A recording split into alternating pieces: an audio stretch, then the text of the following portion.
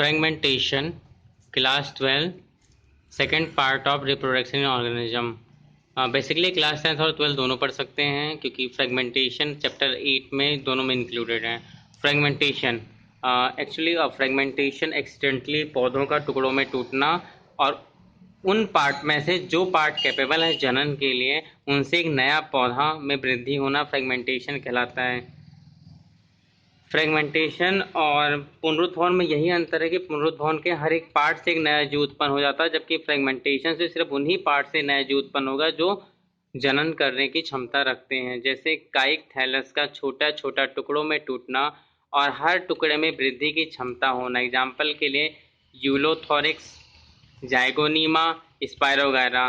जैसे स्पायरोगायरा है, स्पायरोगायरा के क्या हुआ डिफरेंट पार्ट्स में जो जितने भी जिनमें हर एक में न्यूक्लियस प्रेजेंट है और हर एक ये सर्वाइव करने लायक हैं, ये एक्सीडेंटली ब्रेक हो जाते हैं। यहाँ पे 3 पार्ट्स दिया हुआ है लेकिन मैंने यहाँ पे 2 पार्ट्स को सर्वाइव किया हुआ है क्योंकि 2 ऐसे पार्ट्स थे जिनमें न्यूक्लियस था, वो पार्ट्स क्या हुए यहाँ पे सर्वाइव हो गया और तीसरा रीजनरेट हो गया। फ्रेगमेंटेशन इन स्पायरोगायरा, ये क्या है? फ्रेगमेंटेशन स्पायरोगायरा का है।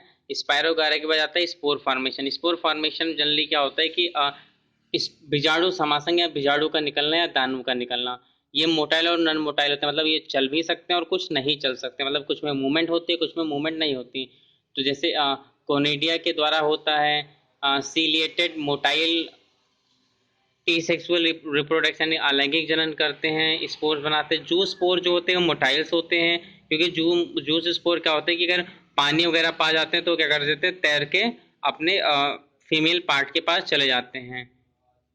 जैसे फ्लेजिला की मदद से तैरता है और एक नया जीव बना देता है, फ्लेजिला की मदद से तैर लेता है या सीलिया की मदद से तैर लेता है। यहाँ पे different kind of juice spore हैं, जैसे कैलमाइडोमोनास। कैलमाइडोमोनास के जूस स्पोर जो होते हैं वो इंडोस्पोर्स हैं, मतलब इनके जूस स्पोर अंदर की तरफ होते हैं, फिर जब स्प्लिट होता है तो यहाँ से टूटकर बाहर निकलते हैं। ऐसा आपने एक देखा होगा, कांटे का पौधा पीला पीला उसमें फूल होता है, अधिकतर खेतों के पास दिखता है, 3 या 4 पत्ते होते हैं पीले पीले, उसके अंदर से एक वाइट कलर का चीज निकलता है जिसको लोग बुढ़िया माता बोलते हैं और वो उड़ता रहता है हवा में। वो क्या होता है एंडोस्पोर, क्योंकि वो किसी अंदर एक चीज के अंदर जब वो फूटता है तब उसमें से वो जो धागे जैसी संरचना होती है रुई जैसी जो उड़ती हुई रोडों पे दिखाई देती है या कहीं आसपास दिखाई देती है, वो बुढ़िया माता बोलते हो, वो भी एक एंडोस्पोर है। सेम ये देखो Penicillium conidia, Penicillium conidia exospore है, इसमें सीधा स्पोर बाहर से निकल रहे हैं। जिम्यूलिन स्पंग, ये क्या है? जिम्यूलिन स्पंग है, इसमें से जिम्यूल निकल रहे हैं। स्पंग या साइकोन या सिम्फा में हो सकता है और इनकी एक प्रोसेस दी गई है, साइकिल दी गई है, रिप्रोडक्टिव साइकिल। ये जूस स्पोर था। जूस स्पोर हैप्लॉइड सेल यानी सिंगल सेल से रिप्लेस होकर माइटोसिस रिप्रोडक्शन करता है। माइटोसिस से ये डबल यानी हैप्लॉइड अलग हो जाता है और यहाँ पे जाइगोट बना के डिप्लॉइड में बदल जाता है। तो इसमें माइटोसिस के प्रोसेस के थ्रू ये साइकिल कंप्लीट होती है। कायिक परिवर्धन यानी वेजिटेटिव प्रोपोगेशन। वेजिटेटिव प्रोपोगेशन कब होता है? वेजिटेटिव प्रोपोगेशन बेसिकली प्लांट के अंदर या पौधों के अंदर या पेड़ के अंदर होता है। इनमें पेड़ पौधे या प्लांट के वो भाग जो जनन करने की क्षमता रखते हैं उन भाग से एक नया जीव उत्पन्न करना ही कायिक परिवर्तन। जैसे जड़, तना, शाखा, पत्ती, गांठ, ये सब क्या करते हैं, एक नया जीव, एक नया प्लांट, एक नया पौधा उत्पन्न करने की क्षमता रखते हैं। इस पोषण को कायिक पोषण या कायिक परिवर्धन कहते हैं। पौधों का जनन भाग से लगना कायिक परिवर्धन कहलाता है, जैसे जड़, तना, पत्ती से। प्राकृतिक तरीका देखो भाई, जड़ के द्वारा लगा सकते हो, जैसे शकरकंद हो गया, डहलिया हो गया, इनको क्या करते हैं हम भाई रूट लगा देते हैं।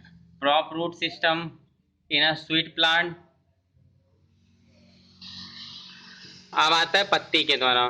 पत्ती की सतह पर नए पेड़ का जमना, मतलब पत्ती की जो सतह होती है उस पर अपने आप ही नए जीव उत्पन्न होने लगते हैं, नया पौधा उत्पन्न होने लगता है। ऐसा पत्ती या ऐसा पेड़ ब्रायोफिलम होता है जिसमें एक नया जीव उत्पन्न होने लगता है। नेक्स्ट है फ्लोरल बड। फ्लोरल बड अगैव और ऑक्जेलिस में होते हैं कि ऊपर से बड के बबल्स निकलने लगते हैं और वो एक ब्यूबल्स बोलते हैं उसे, एक नया जीव उत्पन्न कर देते हैं। फिर आता है तने के द्वारा यानी स्टेम के द्वारा जो होता है वो रनर प्लांट होता है। अधिकतर आपने देखा होगा ऑफिस या जिसे जलकुंभी बोलते हो, आपने तालाब के आसपास देखा होगा, वो एक दूसरे से तैरते तैरते और फिर थोड़ी थोड़ी दूर पे फिर वो उगाते हैं। तो ये जलकुंभी प्लांट हो सकता है, वाटर हैसिंथ हो सकता है, मिंट हो सकता है, पुदीना हो सकता है। और वैसे वाटर हैसिंथ को टेरर ऑफ बंगाल भी बोलते हैं।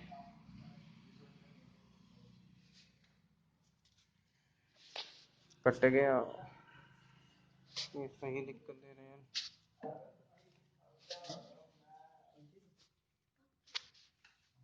वाटर हैसिंथ को टेरर ऑफ बंगाल भी कहते हैं।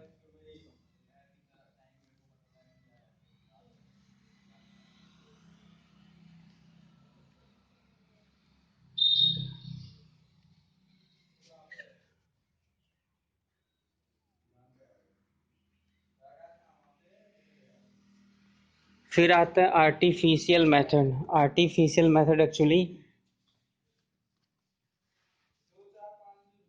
आर्टिफिशियल मेथड या आर्टिफिशियल तरीका, इसमें पौधे का कुछ भाग संपूर्ण नहीं पौधे के बनाने का। इसमें एक्चुअली आर्टिफिशियल मेथड क्या होता है कि इसमें पौधे को एक नया संपूर्ण पौधा बनाया जाता है। कुछ पार्ट ले लेते हैं, उससे एक नया पौधा बना देते हैं। उस टेक्निक को हम आर्टिफिशियल टेक्निक बोलते हैं। आर्टिफिशियल टेक्निक के अंदर कटिंग आती है।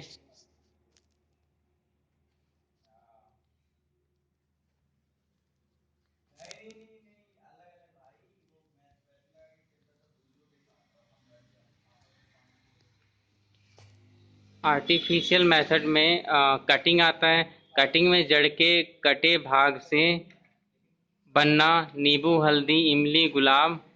लेयरिंग में रोज, जैस्मीन आदि कट जाना। और ग्राफ्टिंग में क्या होता है, जैसे सेब, नाशपाती को एक पौधे के अंदर दूसरे पौधे को प्रिजर्व करके लगा देना और वो नया जीव उत्पन्न करना। सेम सिग्निफिकेशन क्या होती है सेक्सुअल रिप्रोडक्शन के अंदर या लैंगिक जनन के अंदर, तो ये है कि vegetative reproduction is a ideal method. देखो, वेजिटेटिव रिप्रोडक्शन एक कायिक परिवर्तन जो होता है एक आइडियल मेथड होता है रिप्रोड्यूस करने का पौधे को। उससे क्या होता है, पुराना प्लांट रिटेन होकर एक नया प्लांट का रूप ले लेता है। और सबसे खास बात क्या होती है कि जल्दी ग्रोथ करते हैं, इनमें जल्दी फल फूल लगने लगते हैं और इनके अंदर कैपेबिलिटी होती है, डिसीज से लड़ने की क्षमता, यानी बीमारियों से लड़ने की क्षमता होती है, और ये स्ट्रॉन्ग प्लांट होते हैं।